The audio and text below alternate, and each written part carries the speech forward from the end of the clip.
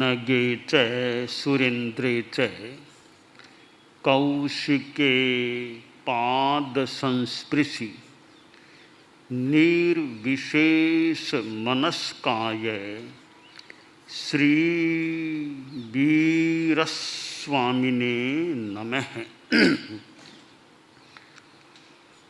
आरहत वाङ्मय में कहा गया है, अपनट्ठा पवट्ठा वा कोहा वा जईवा भया हिंसगम न मुसंग बूया नोवि अन्नम बया गए। हमारे जीवन में भाषा का प्रयोग होता है, लेखन के रूप में भी हम भाषा का उपयोग करते हैं और बोलने के रूप में भी भाषा प्रयुक्त होती है। ज्ञान का एक सशक्त माध्यम भाषा है। ग्रंथागारों में कितने ग्रंथ मिलते हैं और उनमें भाषाओं के माध्यम से कितनी बातें लिखित होती हैं। प्रवचन भाषण आदि के द्वारा भी ज्ञान का आदान प्रदान हो सकता है। तो सामान्य आदमी के लिए भाषा ज्ञान का माध्यम है। स्कूल में अध्यापक पढ़ाता है तो भाषा के द्वारा वो विद्यार्थियों को बताता है। विद्यार्थी भी भाषा के द्वारा प्रश्न भी पूछने वाले पूछ लेते हैं, फिर भाषा के द्वारा उत्तर भी दिया जाता है। तो यह भाषा हम मनुष्यों को जो प्राप्त है, यह हमारे विकसित या कुछ अंशों में विकसित प्राणी होने का एक साक्ष्य, एक प्रामाण्य संभवतः हो सकता है। शास्त्रकार ने बताया है कि आदमी झूठ न बोले, या साधु तो झूठ न बोलने का संकल्प रखने वाला होता है। झूठ आदमी क्यों बोलता है? या तो अपने लिए या दूसरे के लिए, अपने स्वार्थ के लिए आदमी झूठ बोल सकता है, या अपने जो सगे संबंधी निकट के लोग हैं, परिवार के लोग हैं, मित्र हैं, उनके लिए भी आदमी झूठ बोल सकता है। तो अपनट्ठा पवट्ठा वा आत्मार्थम परार्थं वा, या अपने लिए झूठ बोला जाता है या पर दूसरे के लिए झूठ बोला जाता है। अब झूठ बोलने के पीछे कारण भी होते हैं। कारण बताए गए हैं। एक तो हो गया प्रयोजन, क्यों बोलते हैं, किस लिए बोलना है, वो हो गया अपनट्ठा पवट्ठा। अब झूठ बोलने के पीछे कारण क्या है? तो यहाँ श्लोक में दो कारण बताए, कोहा वा जईवा भया। या तो गुस्से के, क्रोध के कारण से झूठ बोला जाता है, या भय के कारण से झूठ बोला जाता है। गुस्से में आदमी है तो झूठ बोल सकता है, या डरा हुआ है, भयभीत है तो भी झूठ बोल सकता है। तो ये कारण हो गए। और भी कारण हैं झूठ बोलने के। लोभ भी कारण है, हंसी मजाक भी कारण है, और भी कारण हो सकते हैं। तो इन कारणों से आदमी झूठ बोलता है। शास्त्रकार ने कहा ये कारण हैं और प्रयोजन भी हैं अपने लिए या दूसरों के लिए। हिंसगम न मुसंग बूया, वैसा मृषा नहीं बोलना चाहिए जो हिंसक हो, हिंसा हो जाए जिससे, ऐसा झूठ न बोले, न दूसरों से झूठ बुलवाए। दुनिया में पाप हैं, 18 पाप जैन वाङ्मय में बताए गए हैं। प्राणातिपात, मृषावाद आदि। तो यह मृषावाद 18 पापों में दूसरा पाप है। दुनिया में ऐसे कितने लोग मिलेंगे जिनको 80, 85, 90 वर्ष का जीवन काल मिले और जो 99% कभी झूठ नहीं बोले जिंदगी में, यानी लगभग सच्चाई पर ही चले। ऐसे लोग दुनिया में कितने मिल सकेंगे? बहुत बड़ी बात है झूठ से इतना बच कर के रहना। साधु के तो सत्य यानी सर्व मृषावाद बिरमण महाव्रत होता है। तो झूठ अनेक रूपों में बोला जा सकता है। कभी सामान्य हंसी मजाक में कोई नुकसान करना लक्ष्य नहीं है किसी का, बस मनो विनोद हंसी मजाक में आदमी झूठ बोल देता है। और कई बार स्वार्थ होता है, इस लोभ होता है या डर के मारे भी झूठ बोल देता है। आदमी में द्वेष होता है तो झूठा आरोप भी दूसरे पर लगाया जा सकता है। झूठा आरोप, कोई उसने गलती की नहीं है फिर भी झूठा आरोप लगा दिया जाए, कोर्ट में और में झूठे केस कर दिए जाएं। अब कोर्ट के चक्कर लगाते रहो, जाते रहो, लगाते रहो। अब बेचारे को फंसा दिया कोर्ट में। अब निर्णय तो आएगा तब आएगा कि पता नहीं 10 साल बाद आएगा, 20 साल, तो कोर्ट के चक्कर लगा। इतनी मुसीबत तो खड़ी होएगी ना, बार बार कोर्ट के चक्कर लगाओ। तो झूठा आरोप लगा करके किसी को मुसीबत में डालने का हमें अपने जीवन में यह दुष्प्रयास नहीं करना चाहिए। सच्चा आरोप हो तो फिर भी ठीक है, सच्ची बात है, पर कोई आधार नहीं, बेसलेस बात है, या बात राई जितनी है रूप पहाड़ जितना दे दिया जाए, तो झूठा आरोप लगाने से हमें हमेशा बचे रहना चाहिए कि किसी पर झूठा लांछन हमें नहीं लगाना है। आदमी कई बार झूठा आरोप लगा देता है द्वेषवश, बाद में उसके फल परिणाम भोगने पड़ते हैं। जैसी करनी वैसी भरनी, सुख दुख स्वयं मिलेगा। जैसा किया है वैसा उसका फल, कर्म का फल आदमी को पाना होता है। ये झूठा आरोप, झूठी शिकायत किसी के बारे में करना, झूठी आशंका या किसी के मन में अविश्वास, झूठा अविश्वास पैदा कर देना, एक दूसरे को भिड़का देना, ये अनेक प्रकार ऐसे झूठ के अनेक रूप हो सकते हैं। भला आदमी है, अब उसके बारे में झूठी शिकायत करके, झूठी बात उसके अधिकारी को बता करके भले आदमी को फंसाने का प्रयास कोई कर सकता है, परंतु हम याद रखें,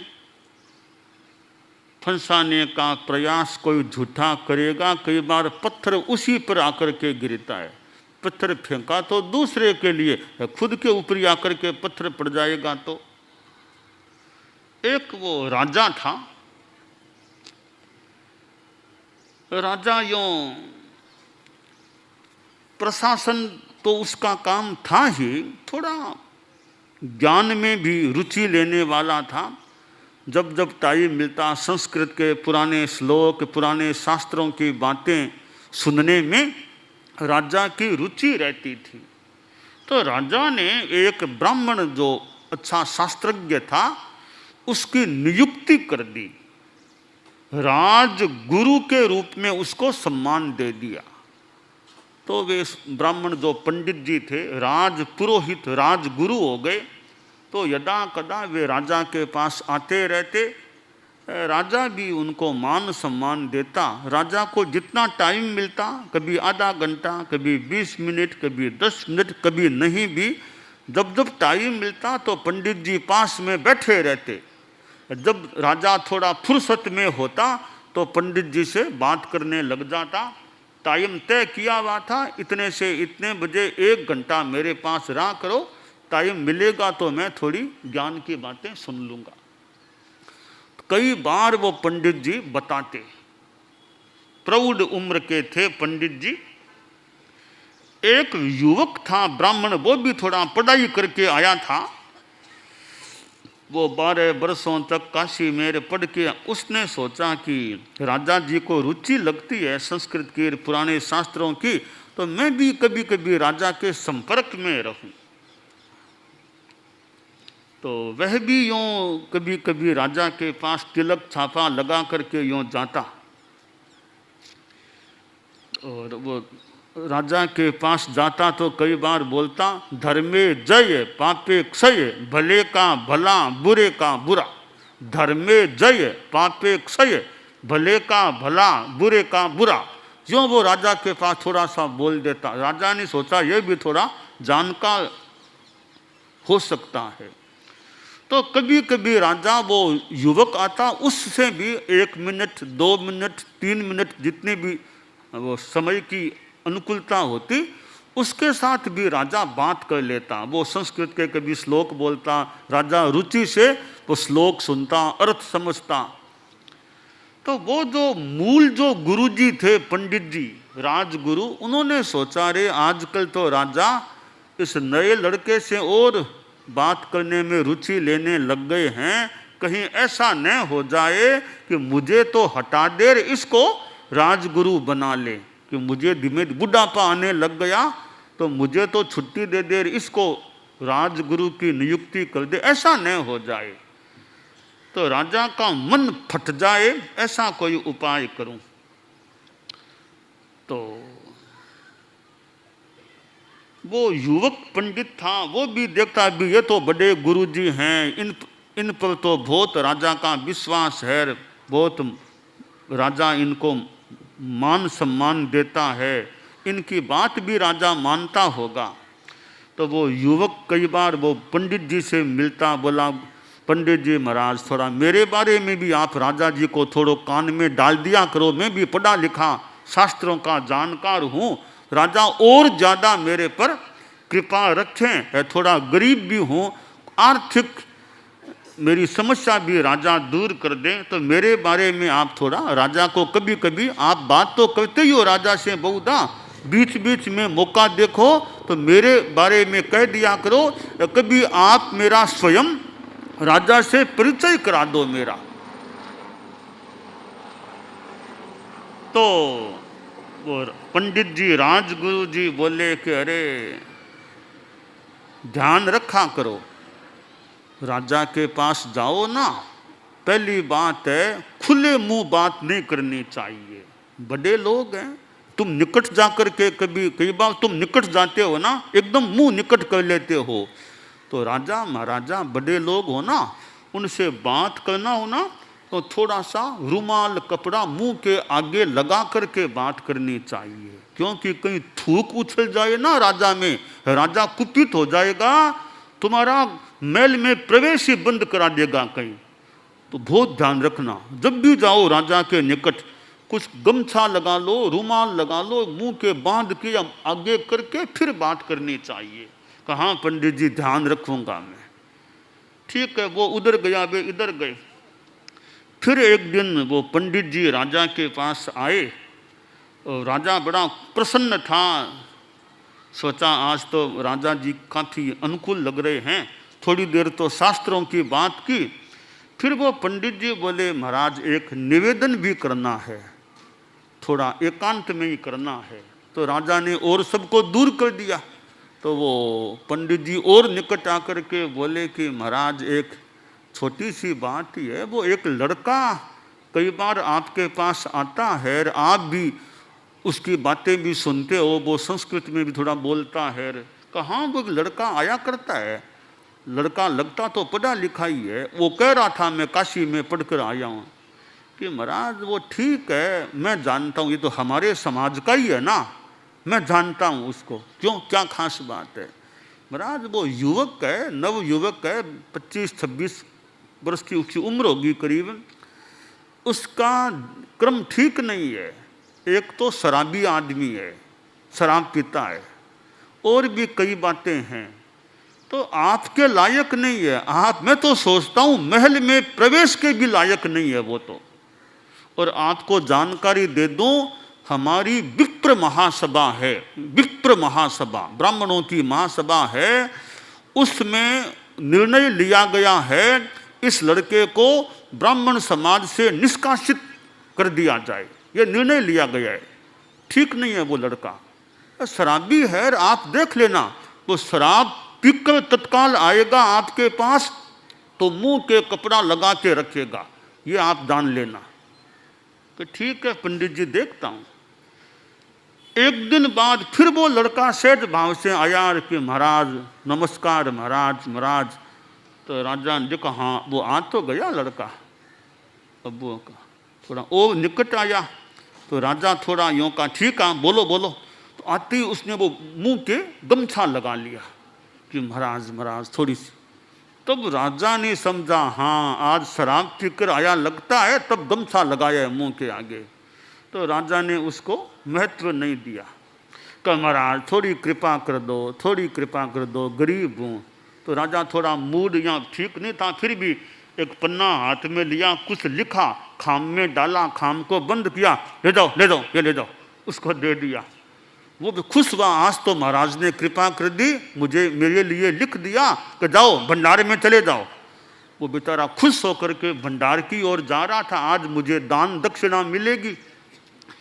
बीच में वो गुरुजी मिल गए, पंडित जी राजा के गुरु थे, राजगुरु। अरे छोकरा आज इतना खुश कैसे है, आज इतना खुश कैसे?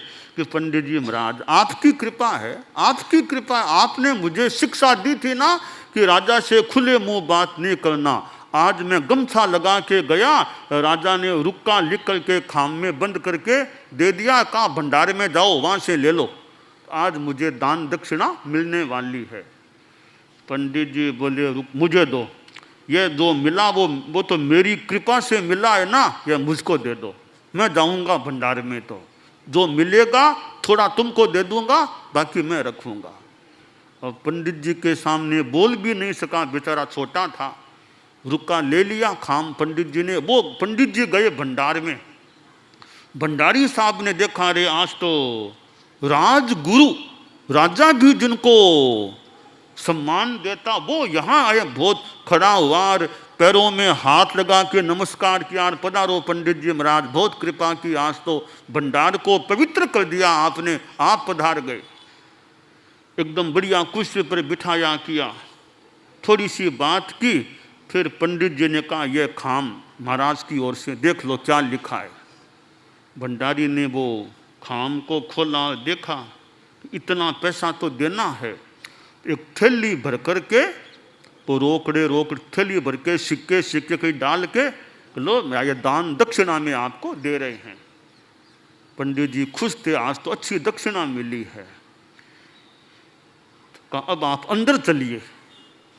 पंडित जी ने सोचा कोई नाश्ता वगैरह कराएंगे, सुबह का टाइम है, तो अंदर ले जा रहे। तो अंदर बहुत आसास में आज अब मुझे नाश्ता मिलेगा, तो अंदर एक कमरे में उनको बिठा दिया। और वो भंडारी खड़ा था, इतने में एक वो कर्मचारी चाकू लेकर के आया। चाकू लेके आया, वो पंडित जी के यूं नाक के हाथ लगाया, कर ये क्या करते हो, क्या करते हो? तो साहब नाक काटना है आपका। नाक क्यों काटना? तब भंडारी बोला, साहब इस रुक्का जो आपने दिया है, रुक्के में लिखा हुआ है। क्या लिखा है रुक्के में? लिखा है रुपया दीजो रोकड़ा, मत दीजो सुल्लाक, घर में आगो घालने काटी लीजो नाक। इसमें लिखा हुआ है। कहा नहीं नहीं, ये तो उस छोकरे का है रुक्का, उस लड़के का, छोकरे को दिया हुआ था राजा के द्वारा। कि साहब रुपया तो आपने लिया, नाक उसका काटूंगा, ऐसे थोड़ा ही होता है। जिसने रुपया लिया उसी का नाक कटेगा, मतलब आपका ही नाक कटेगा। तो एक दो और कर्मचारी आके हाथ और पकड़े पंडित जी के, वो नाक काट लिया, फिर मल्लम वो लगा के उनको घर भेज दिया। पंडित जी ने कहा आज तो बहुत बुरी बीती मेरे में। तो अब एक दो दिन पंडित जी राजा के पास गए नहीं, जाए भी कैसे, शर्म आती है, नाक कटा हुआ है। तो राजा ने कहा एक दो तीन दिन हो गए, अब तो पंडित जी आए नहीं, मुझे तो शास्त्रों की बात सुननी है। तो जाओ सेवकों को, जाओ उसको लेके आओ। गए तो पंडित जी बोले मेरा स्वास्थ्य ठीक नहीं है। राजा बोला ठीक नहीं तो बग्गी में लेके आ जाओ, भले लाओ तो जरूर, थोड़ी शास्त्रों की बात करनी है। तो जैसे तैसे पंडित जी को लाए और देखा, अरे पंडित जी का नाक और भी कटा हुआ। ये बात क्या है, हुआ क्या? ये मैंने छोकरे के लिए वो दिया था, लड़के के लिए, इनका नाक कट गया। राजा को संशय हो गया, दाल में कहीं काला है ये। तो थोड़ी ही देर बाद पंडित जी वहीं थे, वो लड़का भी आ गया, वो युवक वो भी आ गया। तो पंडित जी उठ के चले गए। वो लड़का यार, राजा ने कहा अरे ठीक आ गए कि महाराज आ गया, तेरा काम तो हो गया ना। महाराज मेरे भाग्य में है कहाँ? क्यों? कि आपने तो मुझे दे दिया वो खाम रुक्का। रास्ते में आगे पंडित जी मिले थे, ये पंडित जी, इन्होंने कहा ये तो मेरी कृपा से मिला तो मुझे दे दो। वो ले गए मेरे से, तो मुझे तो कुछ नहीं मिला। तब राजा ने को और संशय मजबूत हो गया। लड़के से पूछा रे तुम शराब पीते हो क्या? बोला बाप जी शराब मैंने आज तक जिंदगी में मुंह में लेना तो दूर, आंख से भी कोई विशेष मेरा दूर से भी देखने का भी काम नहीं पड़ा होगा। जब भी कोई शराब की दुकान आती है, या तो उस रास्ते से जाता नहीं, जाना पड़े तो थोड़ा सा आंख के यूं लगा के जाता हूं ताकि शराब मुझे दिखे ही नहीं। तो मैंने सुना है विप्र महासभा से तुमको निष्कासित करने का निर्णय हुआ है। बोला बाप जी विप्र महासभा में मैं तो सह मंत्री हूं, मैं तो आज भी वहां का सह मंत्री हूं, मुझे निकालने की बात ही कहां, मीटिंग में मैं भी तो बैठता हूं। तब राजा को लगा लड़का लगता तो भला है, इसके बारे में ऐसी बातें। कहा पंडित जी इधर आप, इधर आओ पंडित जी। उनको बुला लिया, आपने कहा था ना शराबी है वो है। बोला बाप जी गलती हो गई, गलती हो गई। राजा ने समझ लिया कि पंडित जी का नीति ठीक नहीं है। कहा पंडित जी ठीक है, इतने दिन आपने सेवा दे दी, अब आप बुढ़ापा आ रहा है, आपको निवृत्त किया जा रहा है। उसको कहा तुम इधर आओ, तुम्हारी अब राजगुरु के रूप में नियुक्ति कर देता हूं। वो राजगुरु बन गया। तो उसने वो बोला करता था धर्मे जय पापे क्षय, भले का भला बुरे का बुरा। राजा को झूठी बातें कह दी पंडित जी ने, शराबी है, विप्र महासभा से निष्कासित होने का निर्णय, सब झूठी बातें कही। तो करनी जैसी करनी वैसी भरनी, जो पत्थर फेंका वो पंडित जी पर आकर के गिरा, पंडित जी का इतना पतन हो गया। इसलिए हमें अपने जीवन में किसी पर भी झूठा आरोप, झूठी शिकायत, झूठी बातें किसी के बारे में जानबूझ करके नहीं करनी चाहिए। किसी की करें तो अच्छी बातें करें, फालतू अनावश्यक झूठी बातें करके हमारा टाइम हमको वेस्ट नहीं करना चाहिए। दानान षट्ठम अभयपयाणम सच्चे सुया अणवज्जं वयन्ति तवेषु या उत्तम बंभचेरम लोगुत्तमे समणेनाय पुत्र।